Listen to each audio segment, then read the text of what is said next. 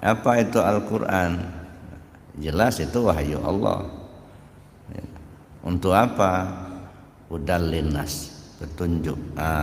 Kemudian artinya dalam perjalanan hidup kita datang petunjuk. Petunjuk mulai datang. Al-Quran ini turunkan pada malam Al-Qadar. Ya, petunjuk sudah datang.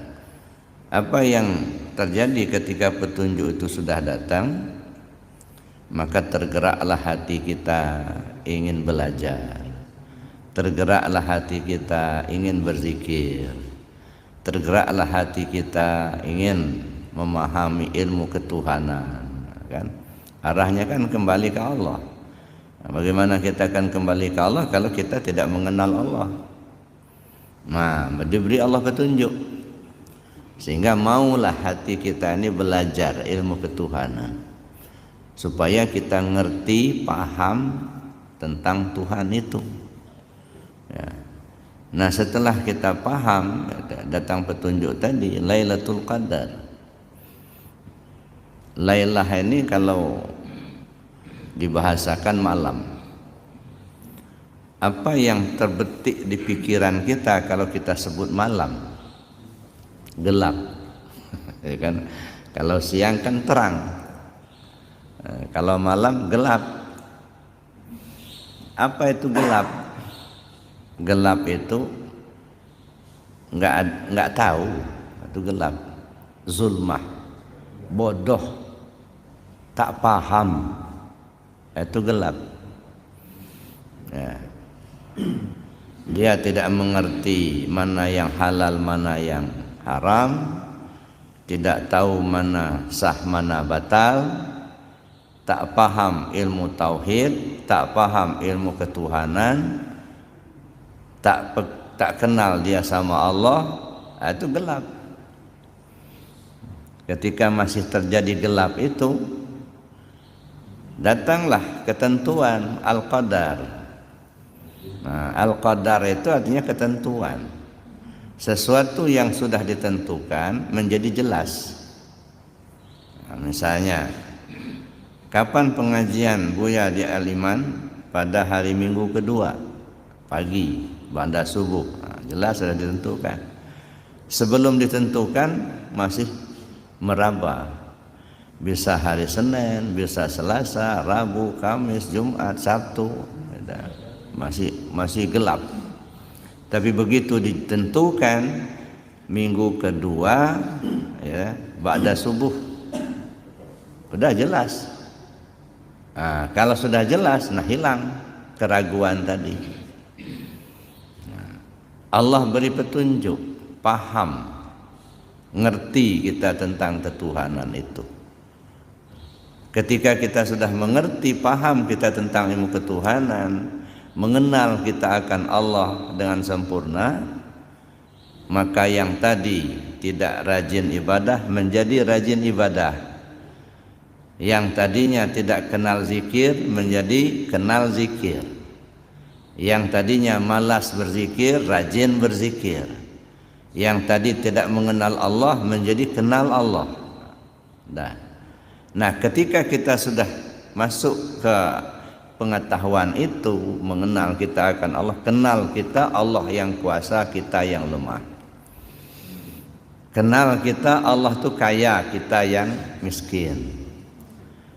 Ya, kenal kita Allah itu yang kuasa, kita yang lemah. Nah, ini. Jadi mengenal diri. Kenal diri kita ini lemah, yang kuat Allah. Kenal diri kita ini miskin, yang kaya Allah. Kenal kita diri kita ini tak melihat, ya, yang melihat Allah. Kenal diri kita ini bodoh, yang pintar itu Allah. Kesadaran ini kemudian pada akhirnya datang waktu bayar zakat fitrah. Apa itu zakat fitrah? Ya, zakat kita berikan kepada yang berhak menerima. Kalau secara syariat tentu makanan pokok. Karena makanan pokok kita ini beras, maka yang kita zakatkan beras. Begitu mereka makanan pokoknya gandum, yang mereka zakatkan gandum. Artinya makanan pokok.